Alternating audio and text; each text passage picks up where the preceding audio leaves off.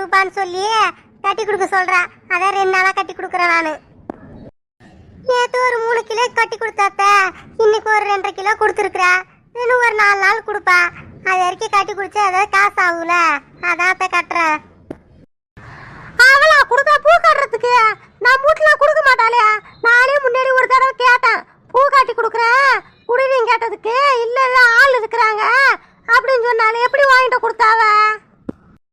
நானே இதுக்கு முன்ன கேட்டத்த, அப்ப எல்லாரும் ஆள் இருக்காங்கன்னு தான் என்கிட்ட சொன்னா.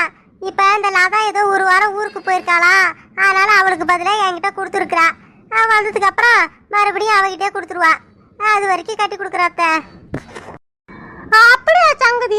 அதான பார்த்தேன் அவ கொடுக்க மாட்டாளேன்னு. சரி சரி கட்டி கொடு, கொண்டாய நான் ஒரு 1/2 கிலோ கட்டுறேன். இல்லத்த கட்டிடுறேன்னு கொஞ்சம் தான் இருக்குது, கட்டி முடிச்சிடறத்த நானே. தெய்வான கவலைப்படாத தெய்வான, இன்னும் ஒரு மாசம்தான். 1 மாசம் போச்சுன்னா திருவிழா வந்துடும். அப்புறம் நமக்கு எந்த கஷ்டமும் இருக்காது. அதுக்கப்புறம் குடும்பத்தை சமாளிச்சுக்கலாம் தெய்வான. இருக்கட்டும் மாமா, நீங்க வேலைக்கே போனாலும் சரி, நானும் ஏதாவது ஒரு வேலை பார்க்கலாம் தான் மாமா இருக்கிறேன். காசுலாம் ஊசி எடுக்க போது சம்பாரிச்சு வச்சா எவ்வளோ சம்பாரிச்சாலும் பத்த மாட்டேங்குது இப்ப இருக்கிற காலத்துக்கட்டில். அப்படி இருக்கும்போது நானும் ஏதாவது ஒன்று செஞ்சு நானும் என் பக்கம் சம்பாதிக்கிறேன் மாமா. ஆமாமா, அதே நம்ம தெரியல. இந்த காலத்துல காசே விடிய மாட்டுது. எம்மா காசு சம்பாரிச்சாலும் எம்ம நிறைய சம்பாதிக்கிற மாதிரி தான் தெரியுது. அப்புறம் என்னமோ போட்டா காலி ஆயிடுது, யாருக்கு பத்த மாட்டுது. நம்ம குடும்பத்துக்கு இல்லாட்டி தெய்வானே, எல்லா ரூட்லயும் இதே கதை தான். சம்பாதிக்கிறாங்க, அப்புறம் இங்கே காசை போடுறாங்க, கடன் வாங்குறாங்க. காசு பத்தவே மாட்டுது. என்னத்தான் செலவு பண்றோமோ ஏது செலவு பண்றோமோ தெரியாமலே பண்றோம். அம்மா அதுக்கு என்ன காரணம்னா, அப்பெல்லாம் எதுக்கு செலவு பண்றோம், ஏன் செலவு பண்றோம், இந்த செலவு பண்ணலாமா வேணாமா அப்படின்னு யோசிச்சு செலவு பண்ணோம். இந்த காலத்துல அப்படியா? இதை பண்ணுமா பண்றதுதான், இதை பண்ணுமா இதை பண்ணும், இதை வாங்கன்னு நினைச்சா வாங்கிடுறோம். அதை நம்மளால வாங்க முடியுமா? இப்ப கடனே வாங்கினா கூட அந்த கடனை நம்மளால அடைக்க முடியுமா? நமக்கு வர வருமானத்துல இது இப்படி பண்ணா சரி வருமா? ஒரு குடும்பத்துக்கு இவ்வளவு பட்ஜெட் போட்டு செலவு பண்ணும் அப்படின்றதுலாம் யாரும் பண்றது இல்லம்மா. அதனால் அது ஒரே ஒரு காரணம் தான். இப்போ நம்ம இப்படி இருக்கிறது காரணமே, எல்லா குடும்பத்திலையும் கடன் வாங்கி கஷ்டப்படுறதுக்கு காரணமே அதுதாம்மா. ஆமா ஆமா முத்தியா, நீ சொல்றது சரிதான். எல்லாரும் எது செலவு பண்ணி கிடக்குறாங்க? என்ன செலவு சொல்ற? இது செலவு பண்ணலாமே யாருமே யோசிக்கிறது கிடையாது. இது வாங்கி தின்றது, அதை வாங்கி தின்றது, இந்த பரோட்டா கரையிலே நிறைய பேர் துண்ணுன்னு கிடக்குறாங்க. வீட்டுல மாவு அரைக்கிறது கிடையாது. இட்லி பூரி சப்பாத்தின்னு ஹோட்டல் எல்லாம் வாங்கி தின்னு கிடக்குறாங்க. பாரம் போய் பார்த்தா ரோட்டு கல்ல அங்கேயும் இங்கேயும் ஹோட்டல் கடையில தான் அம்மா குவிறாங்க. வீட்டுல சமைச்சு சாப்பிட்டா காசு செலவு மிச்சமாகும்ல. அதெல்லாம் யார் நினைக்கிறா? சொன்னாலும் புரிஞ்சுக்க மாட்டாங்க. ஆமாத்த, ஆமாமா, இந்த ஹோட்டல்லாம் சாப்பிட்றாங்களே, இது சிக்கன் ரைஸு, அப்புறம் இந்த நூடுல்ஸு, இந்த பானிபூரி, இதெல்லாம் உடம்புக்கு கெட்டதுன்னு சொல்றாங்க. சொல்லிட்டு அங்கேயே தான் சாப்பிட்றாங்க. என்னவோ தெரியல, படிச்சவங்களும் அப்படித்தான் இருக்கிறாங்க. ஆமா தெய்வான, ஆமா அதே எல்லாரும் அந்த மாதிரி மாறிட்டாங்க. என்ன பண்றது? அந்த சுவை எல்லாத்துக்கும் அதை நினைச்சுக்கிட்டு அது தினமும் சாப்பிடணும் எல்லாரும் நினைக்கிறாங்க. அதுக்கு ஒரு பழக்கம் ஆயிட்டாங்க.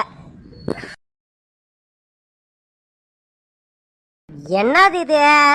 புறா என்னமோ சீட்டு தூக்கிட்டு வருது. ஏது இந்த புறா உள்ளார வரைக்கும் வருது? அடியாத்தி, இது என்னது? இது வீட்டுள்ளார வரைக்கும் வருது.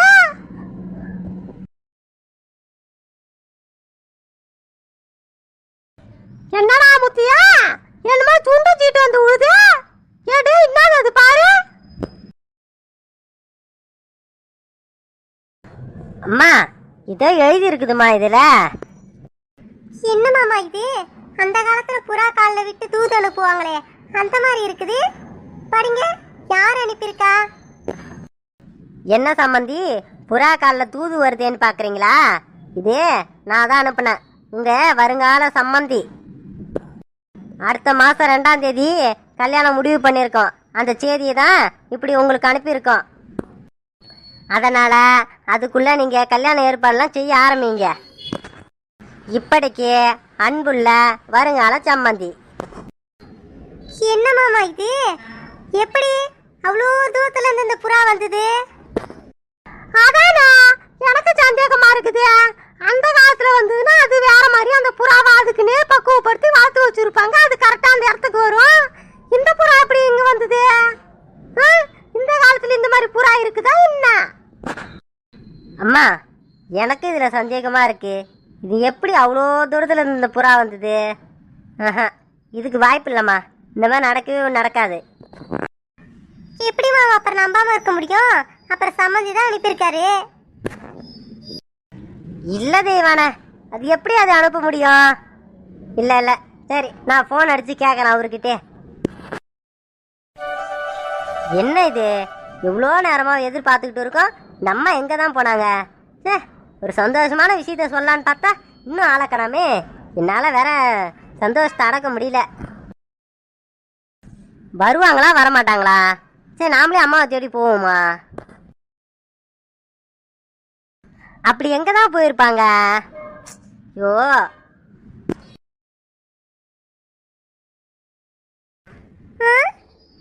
இவன் எதுக்கு இப்படி அப்படி நடந்துக்கிட்டு இருக்கான்? ஹலோ சார், என்ன சார் இப்படி அப்படி குட்டி போட்ட போன மாதிரி நடந்து கிடக்குறீங்க? ஏய் காயல், அம்மா எங்க? அம்மா எங்கன்னு கூட தெரியாம நீ என்ன பண்ற வீட்ல? அம்மா எங்க போறாங்க எது போறாங்களாம் கேட்க மாட்டே நீ? அம்மா ஏதோ ஒரு வேலையா வெளியே போயிருக்காங்க. உனக்கு என்ன வேணும் சொல்லு முதல்ல. என்னைக்கு இல்லாம அம்மாவை தேடுற நீ? என்ன நீ அதுக்குள்ள எதுக்கு வீட்டுக்கு வந்த? நீ பொறுமையா தானே வருவ? இந்த கேள்விதான் கேட்ப நீ, வேற ஒன்றும் உனக்கு தெரியாது. அம்மா எங்க சொல்லு, நான் அம்மாவை பார்த்தே ஆகணும். எங்க போயிருக்காங்க ஏதாவது உனக்கு தெரியுமா? தெரிஞ்சா சொல்லு, நான் அங்கேயே போய் பார்த்துக்கிறேன். அவ்வளோ அவசரமா என்ன பேச போற அம்மா கிட்ட? வருவாங்க இரு, இன்னும் 1 மணி நேரம் கூட ஆகும். என்னது, இன்னும் 1 மணி நேரம் ஆகுமா? அதெல்லாம் முடியாது முடியாது. அப்படி எங்க தான் போனாங்க அம்மா? 1 மணி நேரம் ஆகும், உனக்கு எப்படி தெரியும்? ஆமா பின்ன ரேஷன் கடைக்கு போனா 1 மணி நேரம் ஆகதான் செய்யும். கூட்டம் நிறைய இருக்குன்னு சொன்னாங்க. அப்ப பொறுமையா தான் வருவாங்க அம்மா. ரேஷன் கடைக்கு அம்மா போயிருக்காங்க. இதை நீ முன்னாடியே சொல்ல வேண்டியதானே? நான் அங்கேயே போய் பார்த்துருப்பல. இவ்வளோ நேரம் உன்னால வெயிட் பண்ண வேண்டியதாயிடுச்சு. உனக்கு வீணா முன்னாடியே என்கிட்ட கேட்டுதான் நான் சொல்லியிருப்பேன். நீ இப்பதானே கேட்குற? அம்மா போய் ரொம்ப நேரம் ஆகுதா? இப்போ வந்துருவாங்களே, இன்னும் 1 மணி நேரம் ஆகுமா? அப்போ எப்போ தான் போனாங்க? நான் வந்து 1 மணி நேரம் ஆகுது. நேரம் வந்துட்டு இருப்பாங்கன்னு நினைக்கிறேன் அம்மா.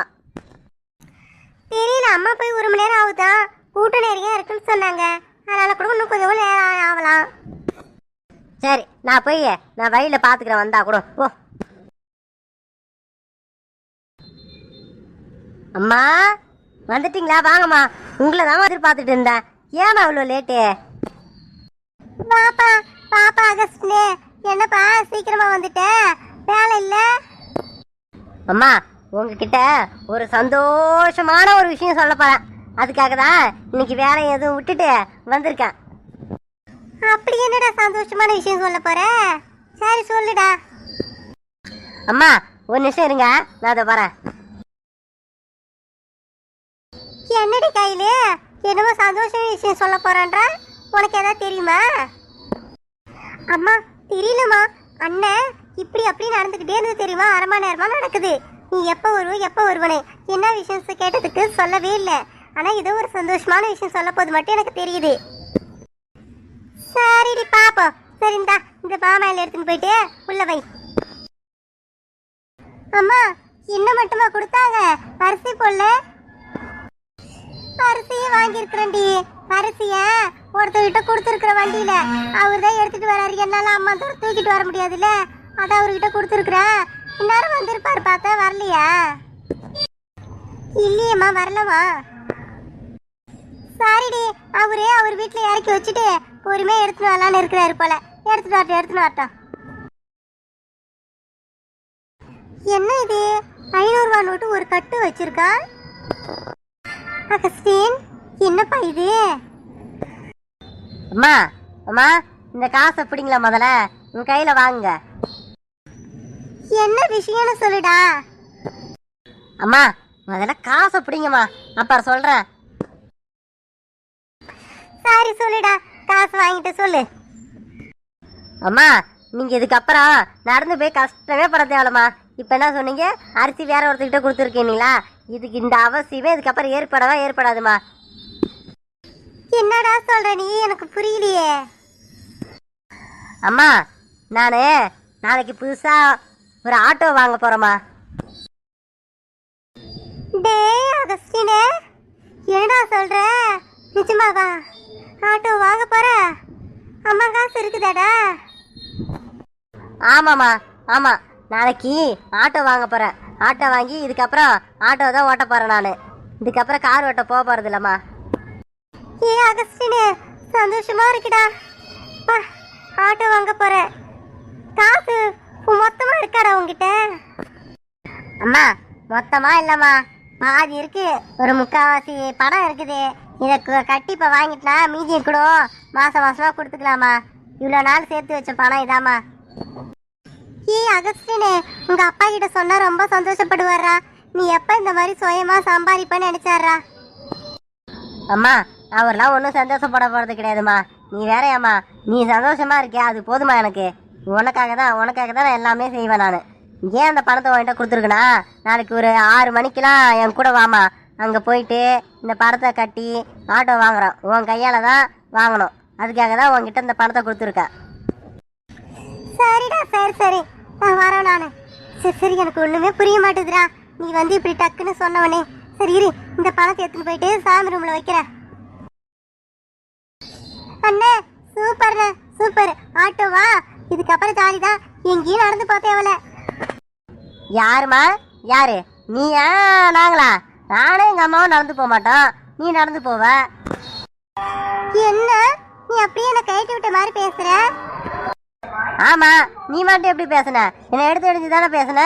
இப்போ உனக்கு காரியம் ஆகணும்னு என்கிட்ட ஜாலியா பேசுறியா? போ போ, பாத்துக்கலாம். போ போ போ போ, பாத்துக்கலாம். நானும் பாக்குறேன்.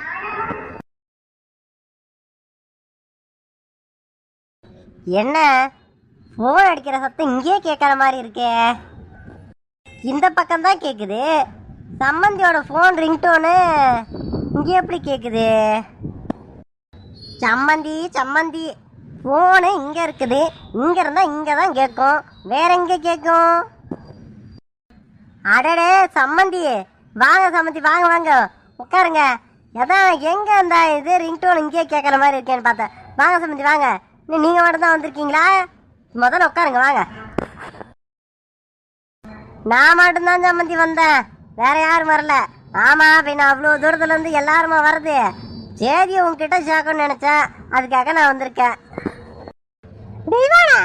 தீவானா அங்க பாரு, அங்க நம்ம மாப்பிள்ளை வீட்டுக்காரு இல்ல, அவரு சத்தம் கேக்குற மாதிரி இருக்குது.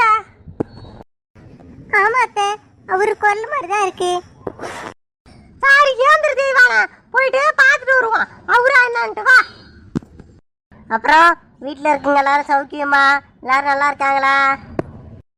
ஆ நல்லா இருக்கோம். பாரு தீவானா, நான் சொன்னா இல்லையா? பாரு மாப்பிள்ளையோட அப்பா வந்துக்கிறாரு பாரு. வாங்க. அப்புறம் சம்மந்தி, எனக்கு ஒரே ஆச்சரியமா போச்சு. ஒரு புறா ஒன்று வந்தது. இப்போ நாங்கள் உட்காந்து பேசிட்டு இருந்தோம். அப்போ புறா வந்ததா, அது காலில் ஏதோ ஒரு சீட்டு மாதிரி இருந்தது. ஏடா இதுன்ட்டு பிரித்து பார்த்தா அதில் நீங்கள் தான் ஏதோ எழுதி அனுப்பியிருக்கீங்களே. எப்படி எழுதி அனுப்புனீங்க? இந்த புறா எப்படி எங்கள் வீட்டுக்கு கரெக்டாக வந்தது? ஆமா எனக்கு கூட சந்தேகம் தான். எப்படி அது அம்மா தூரத்துல இருந்து எப்படி அந்த புறா அங்க வந்தது? அதுவும் சரியா எங்க வீட்டுல வந்து உட்காந்துது. அதுவா? அது மாதிரி அனுப்பணும் தான் எனக்கும் ஆசை. ஆனால் அந்த மாதிரி புறாலாம் இப்போ கிடையாது. அப்படி தேடணுன்னா அதுக்கு நான் எங்கேயோ போய் விலை கொடுத்து வாங்கணும் அந்த மாதிரி புறாவை. அதனால் எங்கள் வீட்டிலேருந்து அனுப்புன புறாலாம் அது கிடையாது. நான் தான் எழுதி புறாவோட காலில் கட்டி பக்கத்து வீட்டிலேருந்து அந்த புறாவை நான் தூக்கி போட்டாங்க. அப்படியா? அதானே பார்த்தேன் நான் கூட. என்னடா இதுன்ட்டு எங்க வீட்டு பக்கத்து வீட்டுல மெத்தையிலேருந்து ஏறி போட்டீங்களா? பாரு தெய்வானே என்ன பண்ணிருக்கிறாருன்னு. அந்த புறாவும் சீட்டை போட்டுட்டு பறந்து மேலே வந்துருச்சா. சரி நேரம் படிச்சுட்டு இருப்பீங்க சொல்லிட்டு தான் வீட்டுக்குள்ளார வந்தேன். அதுலேருந்து செய்தியெல்லாம் படிச்சுட்டீங்களோ இன்னும்? படிச்சிட்டோம். என்ன நீங்கள் மான முடிவு பண்ணிட்டீங்க 2ஆம் தேதின்ட்டு? என்கிட்ட ஒரு வாரத்தை கலந்துக்கல. இல்லைங்கோ சம்மந்தி, நாங்கள் 2ஆம் தேதின்னு முடிவு பண்ணியிருக்கிறோம். இன்னும் அதை நாங்கள் உறுதிப்படுத்தலை. நீ உங்ககிட்ட பேசிட்டு தான் முடிவுபடுத்த போகிறோம். இருந்தாலும் நாங்கள் ஐயர்கிட்ட கேட்டோம், 2ஆம் தேதி வச்சுக்கலான்னாரு. சரின்ட்டு தான் நாங்கள் சொன்னோம். இப்போ நீங்கள் சொல்லுங்கள், உங்களுக்கு 2ஆம் தேதி ஓகேவா என்ன? இல்ல எங்களுக்கு ஒன்றும் பிரச்சனை கிடையாது, 2ஆம் தேதியை வச்சுக்கலாம். நீங்க தான் உங்க 2வது பையனுக்கும் ஏதோ பொண்ணு பார்க்கணும், 2 பேருக்கு ஒரே நேரத்தில் கல்யாணம் வைக்கணும்னு சொன்னீங்க. அதனால அங்க பொறுத்து வந்தோம். இப்ப முத பையனுக்கு மட்டும் கல்யாணம் வச்சுக்கலாம்னு முடிவு பண்ணிருக்கீங்க போல. சரி, உங்க சௌரியம் தான், எங்களுக்கு ஒன்றும் பிரச்சனை இல்லை. ஆ முத பையனுக்கு மட்டும் கல்யாணமா? இல்ல இல்ல, நான் முன்னாடி சொன்ன மாதிரியே 2 பேருக்கும் தான் கல்யாணம். 2 பேருக்கும் ஒரே மேடையில கல்யாணம், ஒரே நேரத்துல.